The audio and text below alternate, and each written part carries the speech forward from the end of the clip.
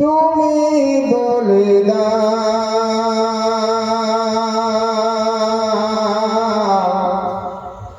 আমার নবীজি কোথায়? ওগো চাঁদ তুমি বলে দাও আমার নবীজি কোথায়? কোথায় গেলে পাবো নবীকে? পাক নবীজির রওজায়। ওগো চাঁদ তুমি বলে দাও আমার নবীজি কোথায়? আকাশের তারকারা মিটি মিটি যায় নবীর নূরে, তারা নিজেকে হারায়। মহব্বতে বলেন সুবহানাল্লাহ। আকাশের তারকারা মিটি মিটি যায় নবীর নূরে, তারা নিজেকে হারায়। ওগো চাঁদ তুমি বলে দাও আমার নবীজি কোথায়? আল্লাহুম্মা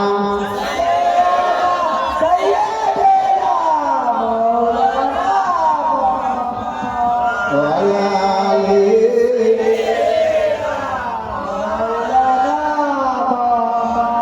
লাখো লাখো হাজিরা হজ পাকে যায় আল্লাহর কাবাকে জড়িয়ে যে যায়। একবার মহব্বত বলেন সুবহানাল্লাহ।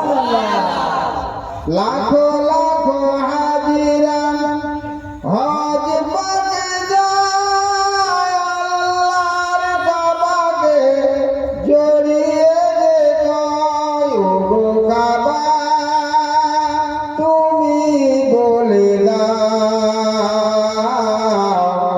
আমার নবীজি কোথায়? কোথায় গেলে পাবো নবীকে? পাক নবীজির রওজায়। আল্লাহুম্মা সাল্লি আলা সাইয়্যিদিনা মাওলানা ওয়ালা আলি সাইয়্যিদিনা মাওলানা। দিনের আলো সূর্যের আলো, দিনের আলো সূর্যের আলো, নবীর আলোয় তারা আলোকিত হয়। ভোরের পাখিরা আকাশে ডাকে, নবীর প্রতি তারা সালাম জানায়। ওগো চাঁদ তুমি বলে দাও আমার নবীজি কোথায়? আল্লাহুম্মা সাল্লি আলা সাইয়্যিদিনা মাওলানা ওয়ালা আলি সাইয়্যিদিনা মাওলানা। সকলকে মহব্বতে জিকির করেন লা ইলাহা ইল্লাল্লাহ, লা ইলাহা ইল্লাল্লাহ, লা ইলাহা ইল্লাল্লাহ মুহাম্মাদুর রাসূলুল্লাহ। তারাই ভরা ওই নীল আসমান, দেখে জুড়াই প্রভু আমারই যে প্রাণ।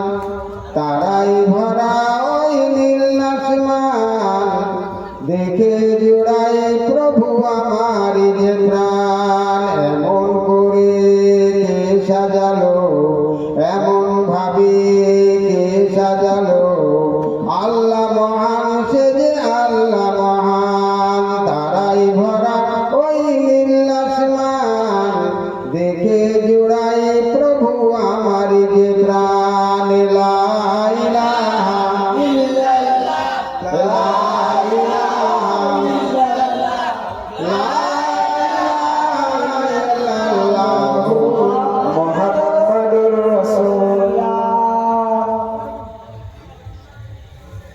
সকলে মহব্বতে দিলের পড়েন আল্লাহুম্মা সাল্লি আলা সাইয়্যিদিনা মুহাম্মাদ ওয়া আলা আলি সাইয়্যিদিনা মাওলানা মুহাম্মদ। ফাকাদ ক্বালা আল্লাহু তাআলা ফি কালামিহিল মাজিদ وفي الفرقان الحميد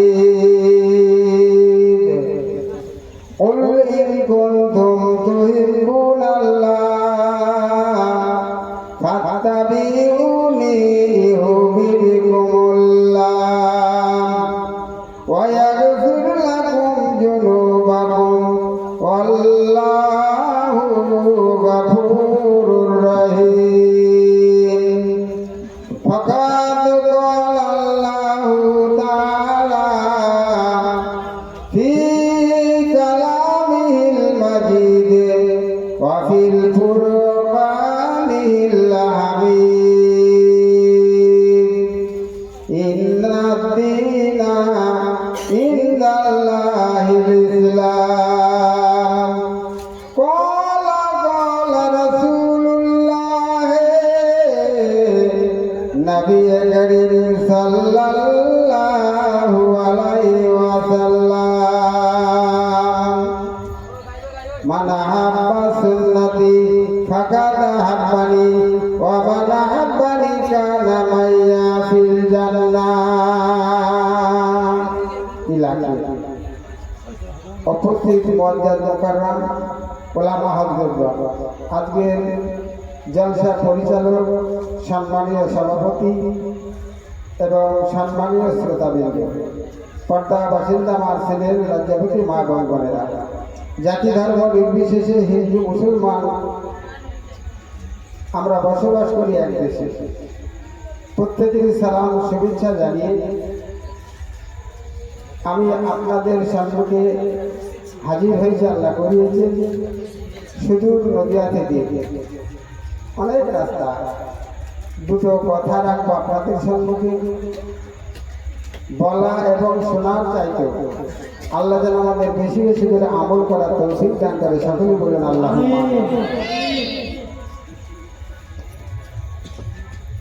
আজকের এই দিনটা বড় পবিত্র দিন। এই রাতটা হলো বড় ফজিলতের রাত, ঈদের পরের দিন, এবং আমরা যারা এখানে উপস্থিত হয়েছি আমরা আজকে ভীমুয়া নয়, জান্নাতের বাগানে আল্লাহ বসার সুযোগ দান করেছেন, তার জন্য লাখো শুকরিয়া। সবাই আল্লাহর নবী তো জাহানের বাচ্চা হাবিব আল্লাহ, যিনি দিন দুনিয়ার বাচ্চা, যেনাকে সৃষ্টি না করলে আল্লাহ তামাম কিছু করতেন না।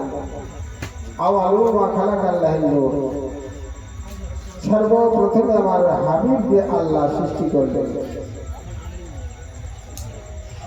সেই নবীর আজকে আমরা উন্নত হতে পেরেছি। অন্যান্য নবীরা পর্যন্ত দাবি করেছিল যে আল্লাহ আমাদের নবী না করে যদি আখিরি জামানার নবীর উম্মত করতে আমরা আরো ভাগ্যবান বলে মনে করতাম। যদি বলেন সুবহানাল্লাহ। এমপি হয়েছে, ঠিক আছে, এমপি হয়েছে, এমপিতেও খুশি নয়, বলছে যদি আমি এমএলএ হতাম তাহলে বেশি খুশি হতাম। যে এমএলএ হয়েছে সে বলছে আমি যদি সমিতি সভাপতি হতাম তাহলে আরো খুশি হতাম। সমিতির সভাপতি বলছে আমি যদি পঞ্চায়েত প্রধান হতাম আরো খুশি হতাম।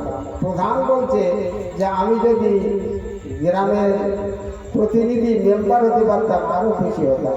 আচ্ছা, বড় যারা হয় তারা ছোটর কথা মনে করে? তাহলে আল্লাহ যাদের নবী করে বানিয়েছে তারা দাবি করছে যে আল্লাহ আমাদের যদি নবী না করে আখিরি জামানার উম্মত করে পাঠাতে আমরা আরো ভাগ্যবান বলে মনে করতাম। একবার জোরে বলে ভাষাটা বোঝা গেল? এটি লিভিং ফর আল্লাহ ইনটু হল কোরআন। এটা হলো কোরআনের মাহফিল। আল্লাহ আল্লাহ রসুলের কথা আলোচনা হবে। ভাই আগে দিকে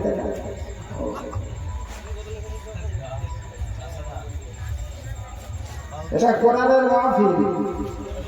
আল্লাহর নবী সুজাহানের বাদশা হাবিবাল্লাহ, যিনি বিশ্বগুরু, বিশ্ব নেতা, বিশ্ব কবি, যিনি নবী দিগের নবী, রসুল দিগের সরদার, মদিনার মসজিদে সাহাবাদের নিয়ে ঠিক এইভাবে আলোচনা করছেন। কোথায়? মদিনার মসজিদে। মদিনার মসজিদ আপনারা কি কেউ দেখেছেন? ডাইরেক্ট দেখেছেন? দেখেন ভাইজান, দেখেছেন? আল্লাহ যেন প্রত্যেকেরই যাওয়ার তৌফিক দান করে। সকলে বলেন আল্লাহুম্মা আমিন। আপনাদের নেক ভাই আল্লাহ আমাদের চোখে দেখে নিয়ে এসেছে। সোনার মদিনা তো সোনার মদিনা, সেখানে কাউকে শিখাতে হয় না যে নবীর দরবারে গিয়ে একটু কান্নাকাটি কর, কোনো শিখাতে হয় না, অটোমেটিক চোখে পানি চলে আসে। সোনার কাবা তো সোনার কাবা, কাবা শরীফ দেখলে পরে চোখ এমনি ঝরঝর ঝরঝর করে পানি চলে আসে। কাবা শরীফ যারা মদিনা শরীফ একবার সচক্ষে দেখলো তাদের জীবনের গুনাহগুলো আমার আল্লাহ মাফ করে দিল। জোরে বলুন সুবহানাল্লাহ।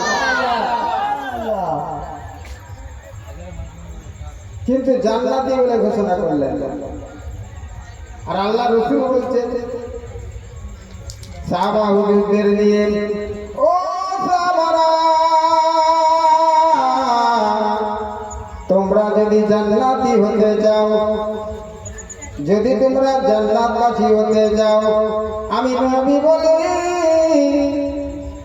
দুনিয়ার জমিনের জান্নাতে তোমরা বলবে। সাহাবা হুজুররা বললেন, ইয়া রাসূলুল্লাহ, ইয়া হাবিবাল্লাহ, দুনিয়ার জমিনের জান্নাত কোন জায়গা? সাহাবারা জিজ্ঞাসা করলেন, ইয়া রাসূলুল্লাহ, আমি বললাম দুনিয়ার জমিনের জান্নাত আবার কোনটা? পৃথিবীতে দুটো জান্নাতের জায়গা, দুটো। একটা হলো এই মিলাদুন নবী জলসা, আর একটা হলো রিয়াজুল মিন জান্নাত। মদিনার মসজিদের মেম্বার থেকে নবী আমার আপনার রসুলের যে ঘর, থাকার ঘর ছিল, থাকার ঘর থেকে মদিনার মসজিদের মেম্বারের মাঝখানটা আল্লাহ ঘোষণা করলেন ওটা জান্নাতের টুকরো, জান্নাতের বাগান। একবার ধরে বলে সুবহানাল্লাহ। ওয়াইজা মারাতুম বিরিয়াজিল জান্নাত ফারতাউ রিয়াজুল জান্নাত ইলাকু যিকরি রিয়াজুম মিন জান্নাত। ও সাহাবারা, আমি নবী তোমাদের জানাই, আমি রাসূল তোমাদের বলে যাই, যদি নাকি তোমরা জান্নাতবাসী হতে যাও, যেখানে কোরআন শরীফের আলোচনা হয়, আল্লাহর কথা হয়, নবীর কথা হয়, ওই জায়গাটা আমি রাসূল, আমি নবী আমার পাক জবানে তোমাদের বলে যাই, ওই জায়গাটা হলো জান্নাতের বাগান। একবার মহব্বতে বলে। এই জায়গাটা কিন্তু আজকে ভেবো আর সাধারণ জায়গা না, এই জায়গাটা হলো জান্নাতের টুকরো। আচ্ছা বলেন তো, এখানে বসে কেউ বাজে কথা বলতে পারবে? এখানে বসে কোনো নেশা করা যাবে না। এই জায়গাটা বসে একমাত্র আল্লাহ আল্লাহ রসুলের কথাগুলো শুনতে হবে।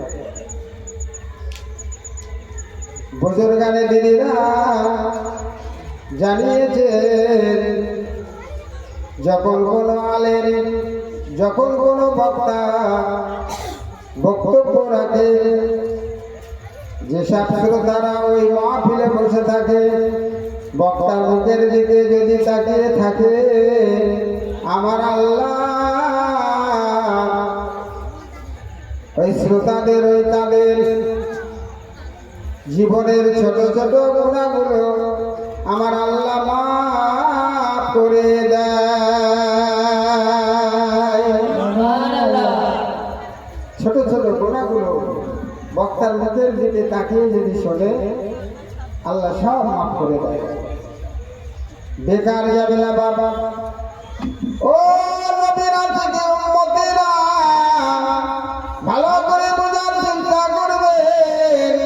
দুনিয়ার কোন বেলে, কোন এমপি, কোন মন্ত্রী, কোন নেতা বলে যায়নি, স্বয়ং রাসূল কিন্তু এই কথাটা বলেছেন।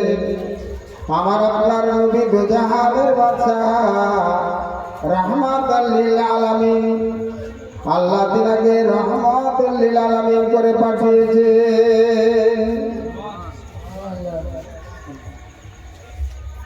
কেমন নবী, কেমন রাসূল, যে নবীর তুলনা নেই, যে নবীর তুলনা করা যাবে। আমার আপনার নবীর নামের প্রথম কর্ম, জিতাই তো, আমার আপনার নবীর নামের প্রথম কর্ম, আল্লাহ দুনিয়া সৃষ্টি করলেন মাটি দিয়ে। আউয়ালু মা খালাকাল্লাহ ফিহি দুনিয়া, আল্লাহ দুনিয়া সৃষ্টি করলেন মাটি দিয়ে। এই দুনিয়া বানালেন কিন্তু আমার আল্লাহ মাটি দিয়ে। এই মাটির প্রথম অক্ষর কিন্তু ম। আল্লাহর নবীর প্রথম অক্ষর যেমন ম, এই পৃথিবীতেও আকাররা বানিয়া দামা। আল্লাহ আজকে মানুষ সৃষ্টি করে পাঠালেন, এই মানুষেরও প্রথম অক্ষর লিখতে গেলে লাগে ম। আল্লাহর নবীর নামের প্রথম অক্ষর ম, তাহলে মানুষেরও প্রথম অক্ষর ম, মাটিরও প্রথম অক্ষর ম। বহু সম্প্রদায়ের মানুষ, বহু ধর্মের মানুষ দুনিয়ায় বসবাস করে, তার মধ্যে একটা জাতি হলো মুসলমান। আল্লাহ আদর করে সব করে নাম রাখলেন ওয়াসাম্মাকুমুল মুসলিমিন। আদর করে সব করে নাম রাখলেন মুসলমান। এই মুসলমানের নামটা লিখতে গেলে সর্বপ্রথমে লাগে ম, লাগে না বলেন? তাহলে আল্লাহর নবীর নামের প্রথম অক্ষর ম, মাটিরও প্রথম অক্ষর ম, মানুষেরও প্রথম অক্ষর ম। কি মর্যাদা আল্লাহ দান করলেন! আল্লাহর নবীর নামের প্রথম অক্ষর ম, মুসলমানদের নামের প্রথম অক্ষর ম। আল্লাহ 3,22,667টা হরফ, 540টা রুকু, 6,666টা আয়াত, নূর জালালা মুহাম্মদ আল্লাহ নাযিল করলেন কোরআন শরীফ নবীর প্রতি। আর এই কোরআন শরীফের মধ্যে সর্বপ্রথমে যে আয়াতটা নাযিল করেছিলেন, ওই আয়াতটা হলো ইকরা বিসমি রাব্বিকাল্লাযী খালাক। মসজিদের মাওলানা সাহেব রয়েছেন, আশেপাশে অনেক জ্ঞানী গুণী মানুষরা আছেন। ইকরা মানে হলো পড়ো। তাই মুসলমানরা আজকে ইলম অর্জনের জন্য যে জায়গাটা তৈরি করে, ওই জায়গাটার নাম হলো মক্তব। জি তাই তো? তাহলে মক্তবের প্রথম অক্ষর ম। মক্তবে যারা পড়াশোনা করে তাদের দেশের মানুষ মৌলবি বলে ডাকে। তাহলে মৌলবীর প্রথম অক্ষর আল্লাহ বসিয়ে দিলেন ম।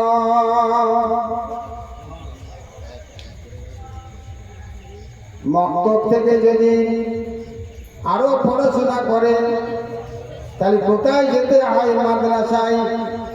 তাই মাদ্রাসায় যারা পড়াশোনা করে তাদের কিন্তু বলে মাওলানা।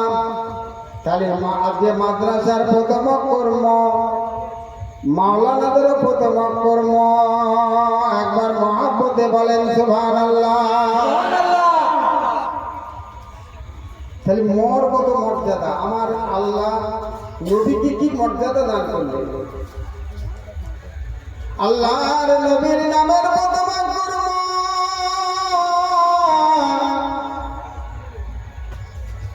পৃথিবীতে মুসলমানরা নামাজ পড়ে ওই জায়গাটার নাম হলো মসজিদ। তাহলে মসজিদেরও প্রথম অক্ষর কিন্তু ম। ইমাম সাহেব যেখানে দাঁড়িয়ে নামাজ পড়ায় ওই জায়গাটার নাম কিন্তু মেহরাব। এই মেহরাবেরও প্রথম অক্ষর ম। যখন খুতবা দেয় মেম্বারে দাঁড়িয়ে ওই মেম্বারেরও কিন্তু প্রথম অক্ষর ম। একবার মহাব্বতে বলেন সুবহানাল্লাহ। আল্লাহর নবীর নামের প্রথম অক্ষর ম। গোটা বিশ্বের মুসলমানরা যাকে কেন্দ্র করে নামাজ আদায় করে আমরা বলি মক্কা শরীফ।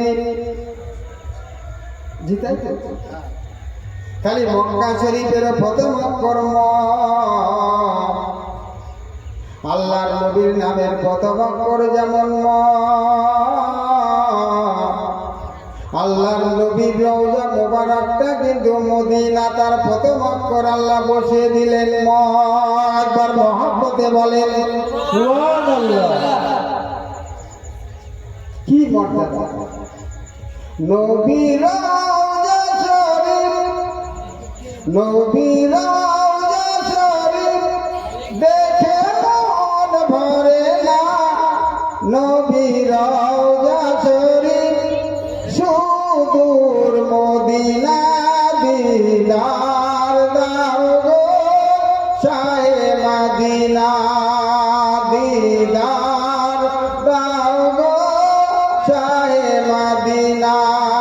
সকলে পড়েন ইয়া রাসূলুল্লাহ ইয়া হাবিবাল্লাহ ইয়া রাসূলুল্লাহ ইয়া হাবিবাল্লাহ, দিদার দাও গো শাহে মদিনা।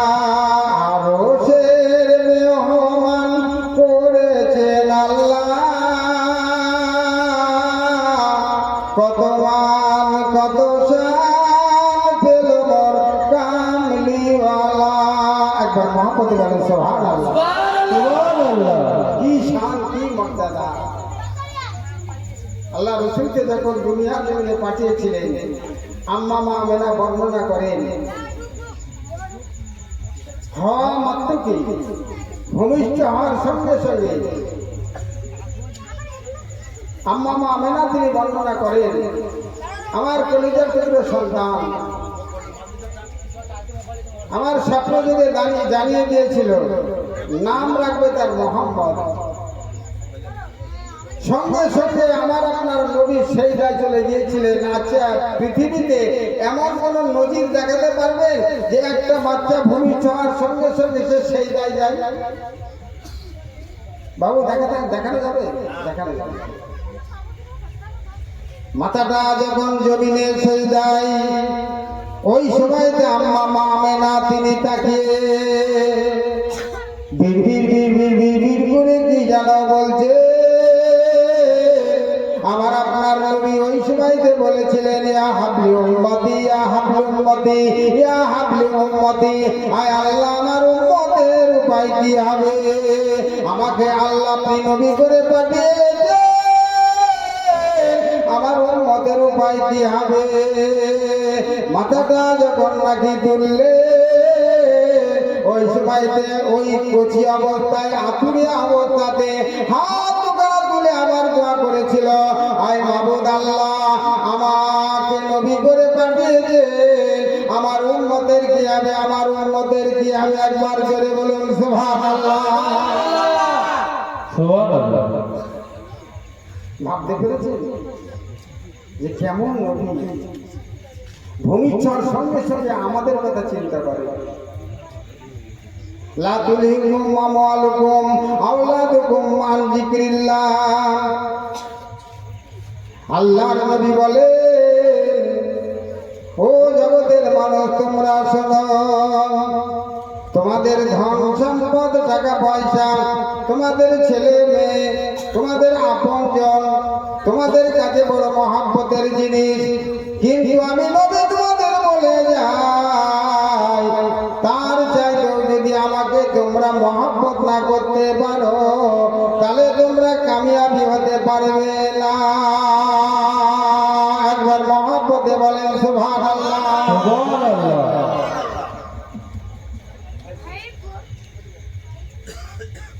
সে নবীকে মহব্বত করেছিলেন। আল্লাহর নবীর একজন সাহাবা হানজালা রাদিয়াল্লাহু তাআলা যখন বিবাহ করলেন, বিবাহ করে বাসর রাত, এমন সময় যুদ্ধের ঘোষণা হয়ে গেল। হানজালা আলী বিবিকে ঘরে রেখে এইবার কি করলেন, যুদ্ধের ময়দানে পৌঁছে গিয়েছিলেন। হানজালা আলী রাদিয়াল্লাহু তাআলা আনহু তিনি ওই যুদ্ধের ময়দানে শহীদ হয়েছিল। কি মহব্বত, কি আজকে ভালোবাসা! আজকে বিবাহ করার পরে হানজালা আলী তিনি কিন্তু আজকে যুদ্ধের ময়দানে পৌঁছে গিয়ে শহীদ হয়েছিল। যখন খবর চলে আসলো হযরত হানজালা আলী কিন্তু আজকে শহীদ হয়ে গেছে, তিনার স্ত্রী